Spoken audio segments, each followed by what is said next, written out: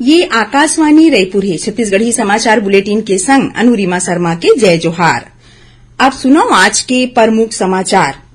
राज्य सरकार डहर ले धरना प्रदर्शन बारे में नवा नियम बनाए के खिलाफ भाजपा काली 16 मई ले प्रदेश भर में जेल भरो आंदोलन करही। सीनियर वकील सचिन सिंह राजपूत ला छत्तीसगढ़ उच्च न्यायालय के अतिरिक्त न्यायाधीश के रूप में नियुक्ति के अधिसूचना जारी करेगे है और प्रदेश में अवैया 24 घंटा के दौरान एक दो जगह में हल्का बारिश या फिर गरज चमक के संग आंधी चले के चेतावनी देगे है। भारतीय जनता पार्टी की प्रदेश इकाई काली 16 मई ले जेल भरो आंदोलन की शुरुआत करेला जात है। भाजपा अध्यक्ष विष्णुदेव साय कहिन कि राज्य सरकार जनता ले अभिव्यक्ति की आजादी ला झटकना चाहत है। एकरे सेती प्रदेश में धरना प्रदर्शन आंदोलन खातिर नवा नियम बनाए गए है। ओमन कहिन कि भाजपा के कार्यकर्ता काली 16 मई के सबो जिला मन में नवा नियम के खिलाफ जेल भरो आंदोलन करही। एती जेल भरो आंदोलन के चलत राजधानी रायपुर में भाजपा नेता और कार्यकर्ता मन तेलीबांधा तरिया, आजाद चौक, फाफाडी चौक और कालीबाड़ी चौक ले एक संग मुख्यमंत्री निवास के घेराव करे बर निकलही। उन्हें राजनांदगांव जिला में भाजपा के राष्ट्रीय उपाध्यक्ष और पूर्व मुख्यमंत्री डॉक्टर रमन सिंह आंदोलन के अगुवाई करही। बिलासपुर में नेता प्रतिपक्ष धरमलाल कौशिक और पूर्व मंत्री अमर अग्रवाल के अगुवाई में आंदोलन करे जाही।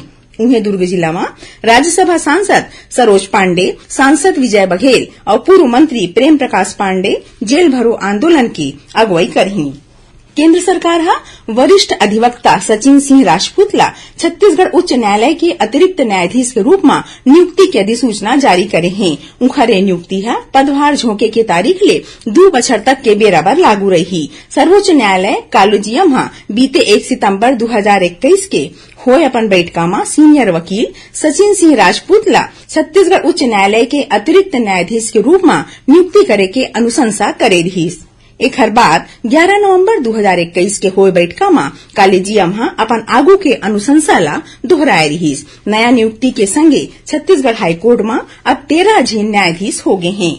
राजीव कुमार आज भारत के 25वां मुख्य निर्वाचन आयुक्त के पदभार झोकीन। ए मौका मौमन कहिन कि निर्वाचन आयोग संविधान के मुताबिक कोनो भी बड़का सुधार, विचार विमर्श और जनमत तैयार करे के लोकतांत्रिक और समय के कसौटी में खरा उतरे के तरीका के पालन करें। श्री कुमार यहू कहिन कि सुघ्घर चुनाव प्रबंधन में पारदर्शिता और मतदान सेवा में सुगमता लाए बर प्रक्रिया ला सरल बनाए खातिर टेक्नोलॉजी ला मुख्य रूप ले इस्तेमाल करे जाही। काली बुद्ध पूर्णिमा हरे। ए मौका में राज्यपाल अनुसुईया उइके और मुख्यमंत्री भूपेश बघेल प्रदेशवासी मन ला शुभकामना दिन। राज्यपाल अपन संदेश में कहिन है कि भगवान बुद्ध प्रेम, करुणा और अहिंसा के भावना ला सर्वोत्तम मानत जम्मो विश्व ला नवा रद्दा दिखाए हैं।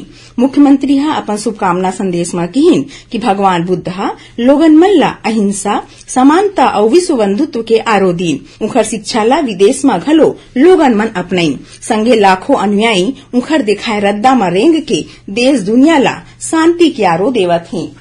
प्रदेश के कई जिला मन में कोरोना संक्रमण ले होए मौत के मामला में उखर परिवार वाले ला पैसा कौड़ी के सहायता दिवाए बर राज्य आपदा मोचन निधि ले 11 करोड़ 93 लाख रुपया के राशि के आवंटन करेगे है। राजस्व व आपदा प्रबंधन विभाग सबो जिला कलेक्टर मन ला अनुदान सहायता राशि के भुगतान आश्रित मन के बैंक खाता में डीबीटी के माध्यम ले करे के निर्देश दे हैं। यहाँ बता दन कि केंद्र सरकार ढार ले जारी दिशा निर्देश मुताबिक कोरोना संक्रमण ले मौत हुए मनखे के आश्रित ला 50,000 रुपया के सहायता राशि दे जात है। भारत थॉमस कप जीत के इतिहास रच दे है। बैंकॉक में आज फाइनल में भारत 14 बेर के चैंपियन इंडोनेशिया ला 3-0 ले हरा दीस। थॉमस कप प्रतियोगिता में भारत के ये पहली स्वर्ण पदक हरे। किदाम्बी श्रीकांत, लक्ष्य सेन और चिराग शेट्टी और सात्विक साईराज रंकी रेड्डी के जोड़ी जोरदार प्रदर्शन करत अपन अपन मैच जीतीन।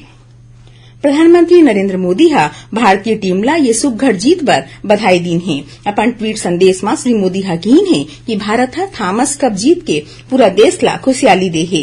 केंद्रीय खेल मंत्री अनुराग सिंह ठाकुर घलो थॉमस कप जीते के सेती भारतीय टीम ला बधाई दे हैं। अपन ट्वीट संदेश में श्री ठाकुर कहिन कि मलेशिया, डेनमार्क और इंडोनेशिया में सल्लग जीत के बाद ये असाधारण उपलब्धि राष्ट्र पर बड़का सम्मान के बात है। खेल मंत्री ए उपलब्धि पर भारतीय बैडमिंटन टीम ला 1 करोड़ रुपया नगद पुरस्कार दे के घोषणा घलो करीन। छत्तीसगढ़ी समाचार बुलेटिन आप मन आकाशवाणी रायपुर ले सुनत हव। छत्तीसगढ़ के खबर ले है आपकी वास्ता और खबर के विश्वसनीयता ले है हमर वास्ता। आकाशवाणी समाचार रायपुर के प्रादेशिक समाचार बुलेटिन के संगे संग हमार समसामयिक कार्यक्रम आप रेडियो के संग अपन मोबाइल में घलो सुन सकत हव। आकाशवाणी समाचार फेसबुक, ट्विटर और यूट्यूब में घलो हावय। हमार फेसबुक पेज हरे Chhattisgarh news on AIR, Twitter handle CGAIR news और हमार यूट्यूब चैनल हरे छत्तीसगढ़ AIR न्यूज। तो अब रेडियो के संगे संग आपके मोबाइल के माध्यम ले हम आप तक पहुंचत हन। छत्तीसगढ़ के हर खबर पर सुनत रहो आकाशवाणी समाचार।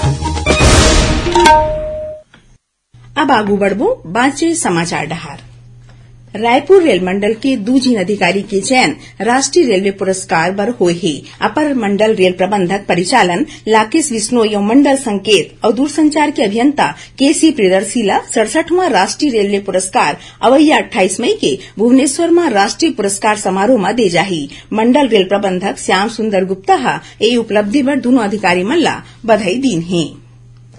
दक्षिण पूर्व मध्य railway sports association Bilaspur डहाले राखेगे 16वां Akhil Bharatiya अंतर रेलवे खो खो चैंपियनशिप के काली समापन हुईस। नॉर्थ ईस्ट इंस्टीट्यूट परिसर में होए ये चैंपियनशिप में मध्य रेलवे की टीम हा पहले स्थान पाए है। उन्हें पश्चिम रेलवे की टीम हा दूसर और दक्षिण पूर्व मध्य रेलवे की टीम हा तीसर स्थान में रहीस। विजेता टीम मन ला दक्षिण पूर्व मध्य रेलवे के महाप्रबंधक आलोक कुमार हा सम्मानित करीन।